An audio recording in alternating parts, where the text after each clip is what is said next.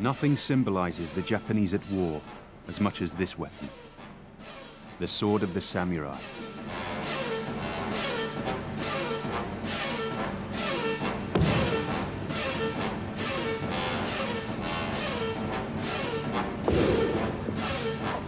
It is the ultimate cutting weapon.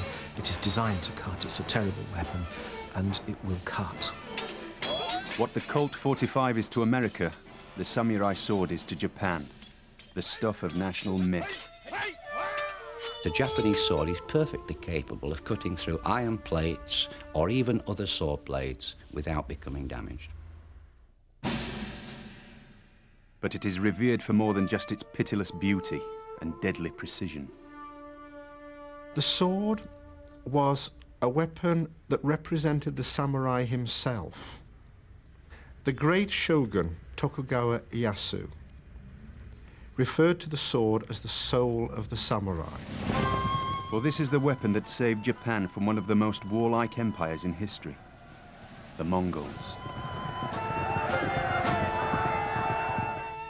It seemed nothing could stop them, until in the Battle of Hakata Bay, they met the samurai armed with his sword. This was the sword that kept Japan Japanese.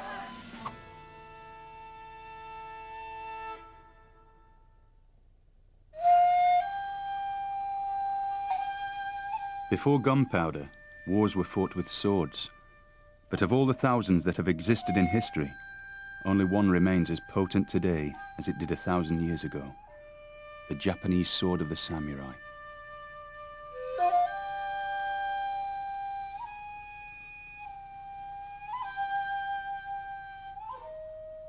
No other can rival it for beauty or cutting power.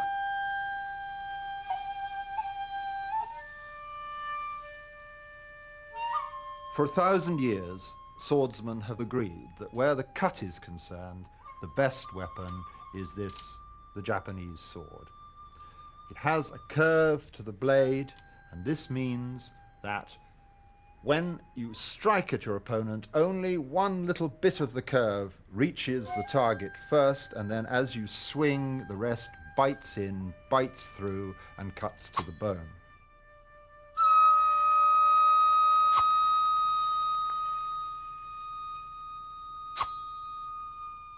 刀はこのくらいなら切れていかないんです。だけども刀の重さで引いたらスーッと入ってきますから、切り味というのは紙を切ってもこういう具合に切れるんですね。こういうふうに切れるんです。The Japanese sword has another claim to uniqueness. Sword blades can be either razor sharp or they can be resilient. The Japanese sword was both. The whole blade itself is quite rigid. The edge is extremely hard, and one would expect it to be, in the Western sense, one would expect it therefore to be brittle. But the Japanese sword is composed of this very sophisticated laminate of a mixture of steel, so that a hard edge can be regained, which will not chip in combat. All the other weapons of the time were purely offensive. You defended yourself not with the weapon, but with a shield, or you hoped that your helmet was strong enough and ducked. This blade always was heavy enough to knock aside an opponent's blade, to make what fencers call a beat, or indeed to make a parry. And that at the time made it unique. Mastering the art of attack and defense, armed with sword alone, made the Japanese warrior one of the most skilled in the world. When sparring, bamboo swords are used instead of real blades.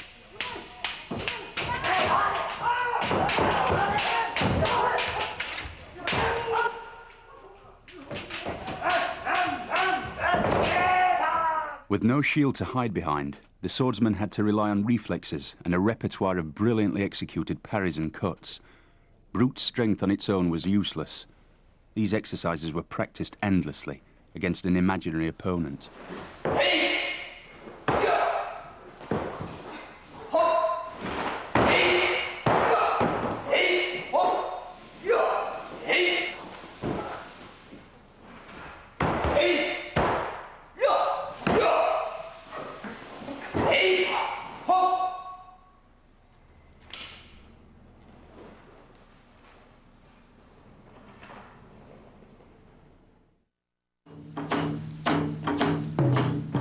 The sword was the mark of a samurai.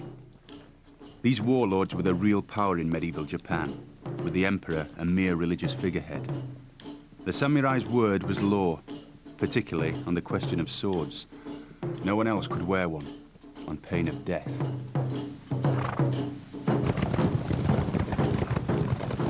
The badge of the samurai, the mark of the samurai, was the possession of a sword and the right to wear one. So the person with the sword through his belt was a member of an elite. It was the symbol of his authority. It was the weapon with which he had been trained. It was the weapon with which he would defend his life and, if necessarily, end it in another. In the hands of a samurai, the sword had only one purpose: to kill rivals. Duels between samurai were governed by an elaborate etiquette.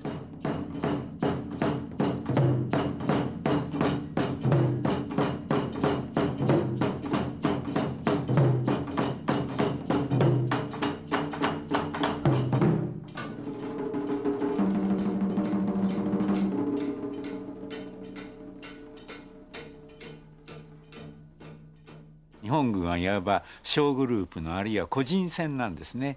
馬に乗った、集団がお互いに名乗り合って、自分の名前を名乗るわけですね。これはどこの誰かわからないような人間と、戦ってもしょうがないと、こういう考え方からで、まず自分の名前を名乗れば向こうも、それに対して相手も名前を名乗る。そして両方誰と誰か確認した上でですね、戦うという、非常に個人戦闘と。Before it could be used in battle, the new sword had first to be tested. It could be tested on bamboo, bundles of straw, or soft metal. The most horrid test was obviously that against a living person, followed closely by testing the sword on a dead body. The sword was now ready for the terrible purpose for which it had been designed: the settling of scores between rival samurai warlords. But against a foreign enemy, the sword was untried. All that changed when, in the late 13th century, Japan faced the most feared army in the world: the Mongol hordes.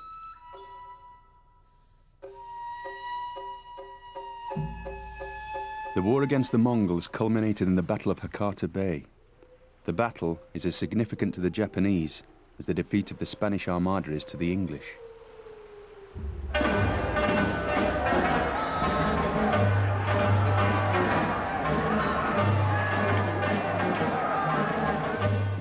Known as the Devil's Horsemen, the Mongol army exploded from their homelands in Central Asia and created the largest empire since the Romans. Their style of warfare was very different from the samurais.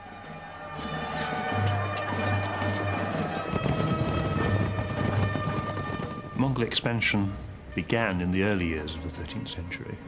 By Kublai's time, Kublai became Mongol emperor in 1260. The Mongol Empire stretched uninterruptedly from Korea in the east to Hungary in the west, the largest continuous land empire in the history of the world. The Mongol weapon was the bow, and most people didn't get close enough to a Mongol army to find out whether they were going to be very good with their swords or not, because they were shot before they got there. Theirs was the first army to have fire in movement. They evolved tactics which were used by Rommel and Patton. They worked with tanks just as well as they worked with mounted archers. By the end of the 13th century, all that remained for them to conquer were the islands of Japan. The Japanese had no intention of capitulating without a fight. The Mongols were perfectly happy to give them one. In 1274, a force of 40,000 Mongols crossed the sea from Korea, bound for Hakata Bay. The Japanese warriors had no idea what was about to hit them. The Japanese, hearing of the arrival of Mongols, of course, galloped to meet them as soon as they could and were intent on singling out a suitable opponent, and preferably someone of high rank.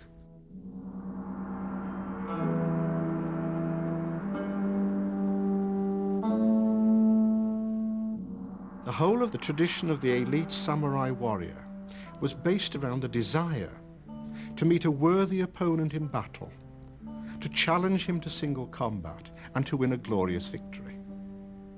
And we know from the records of the time, this is initially what the Japanese expected to do with this strange and terrible enemy who had just landed on their shores. But there was one slight problem. The Mongols didn't speak Japanese. Their swords had proved useless against the marauding archers. With no regard for etiquette, the Mongols swept the samurai aside. It must have created enormous terror. And then night fell, illuminated only by the burning buildings.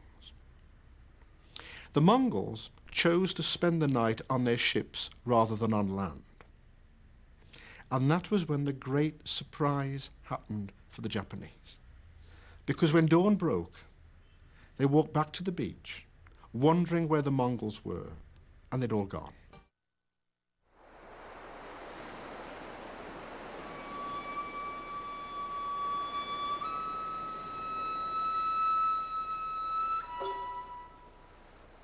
It was normal Mongol practice prior to invading a new part of the world to send some kind of reconnaissance in force before mounting a full invasion. It's possible to see this first invasion of Japan as some kind of reconnaissance expedition. The Japanese gave thanks for what they saw as divine intervention.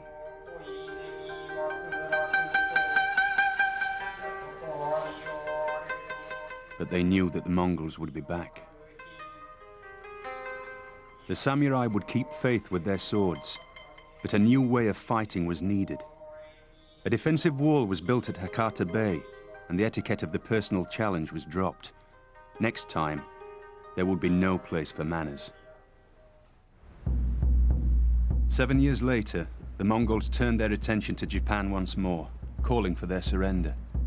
The Japanese made their defiance clear.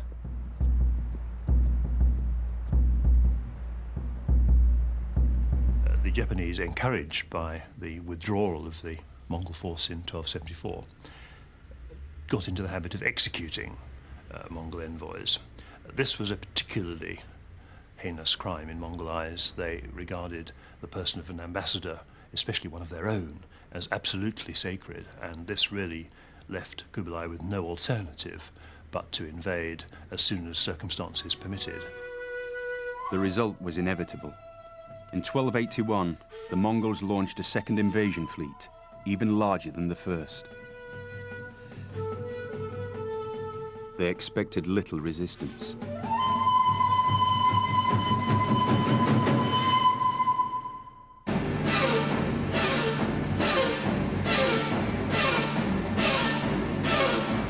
The skies went dark with the arrows from the Mongol troops. At the same time, the Mongol troops advanced on them, shoulder to shoulder, with spears lowered.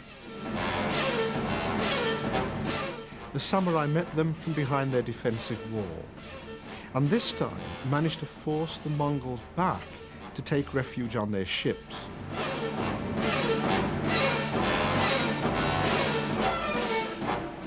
Because the line held and the Mongols weren't able to force their way inland, the Japanese then were able to take the fight to the Mongol ships themselves. This time, the Japanese would fight the battle that most suited their swords. Not on the open beaches, where the Mongol archers could hold them off at a distance, but on the confined space of the ship's decks. It was a masterstroke. The Japanese would go in small boats of perhaps 12 or 15 people in a boat and launch night raids on the Mongol ships lying at anchor.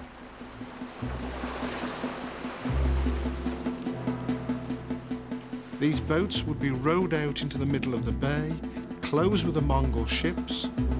The mast would be let down as a sort of ladder on which they could climb on board, and then with their sharp swords, the samurai were there to attack the Mongols on board the ships.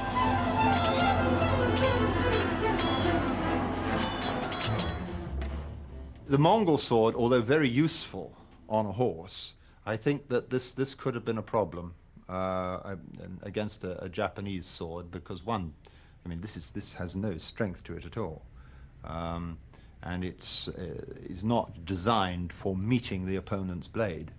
So one good beat from a Japanese sword, that will be out of the way long enough for you to be dead. If it was sword to sword, the invaders didn't have much of a chance.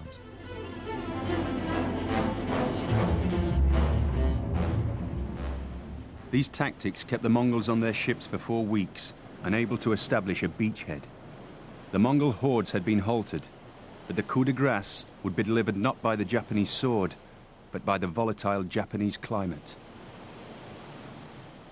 いうふうに言われまして、大きな台風がよく来る日として警戒されている日なんですが、ちょうどこの1281年もですね、大きな台風が襲ってきました。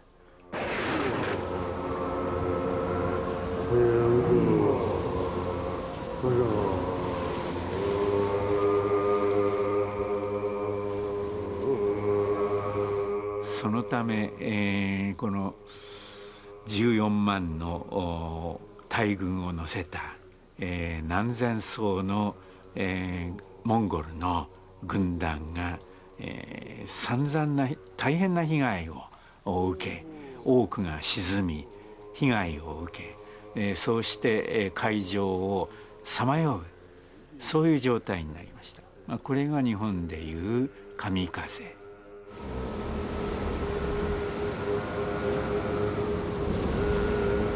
The Mongols could not land. The Mongols could not find a friendly harbour. The Mongols had to sit there and experience the wind and the waves and the ships smashing against each other. Some sources speak of casualties approaching 90% in some of the contingents of the Korean or Mongol armies.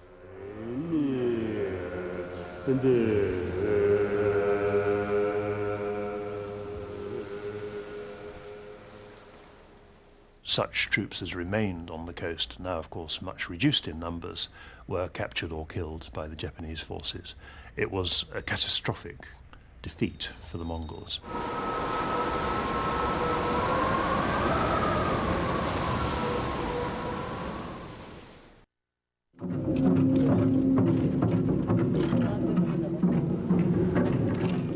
The Mongols would never return. Having beaten off this terrifying enemy, the Japanese would come to venerate their swords. For the next 500 years, the Japanese prized them over all other weapons. So complete was their faith in the cutting power of their razor-sharp blades that even when gunpowder and muskets should have made swords obsolete, the Japanese refused to give them up. A myth, a legend, a belief, an act of faith almost grew that the Japanese samurai, who grew more and more to be personified by the samurai sword, was the match for anything that anywhere else in the world could throw at them. The arrival of the Europeans in the 16th century, bringing muskets that fired bullets, they were withstood. The brave individual samurai with his sword were absorbed into Japanese culture to such an extent that these firearms themselves could almost be rejected in favour of the Japanese sword as the superior weapon, superior not only in military terms, but superior in moral terms. But the samurai spirit had a darker legacy.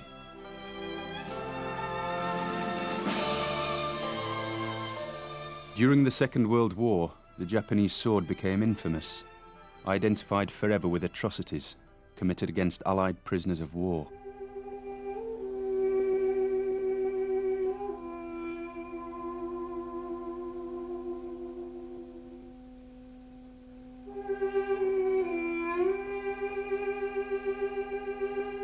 Probably the most active use of the Japanese sword during the Second World War was beheading Allied prisoners.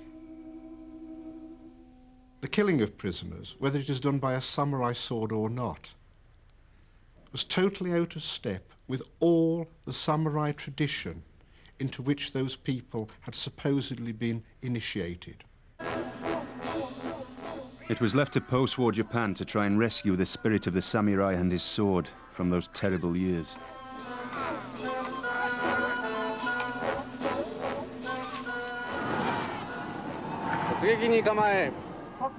For the great film director, Akira Kurosawa, they are as potent a part of Japanese myth as cowboy films are to America.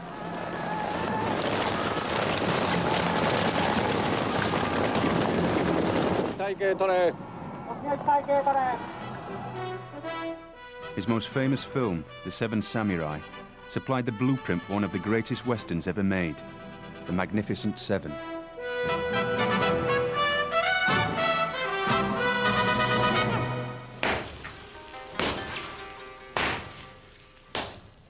The samurai sword may no longer be used in anger, but it lives on as a collectible work of craftsmanship and for use in the martial arts. Strictly controlled by the Japanese government in terms of number and quality, they are still made with the same reverence as the swords that won the Battle of Hakata Bay. Testimony to a weapon which refuses to become a relic.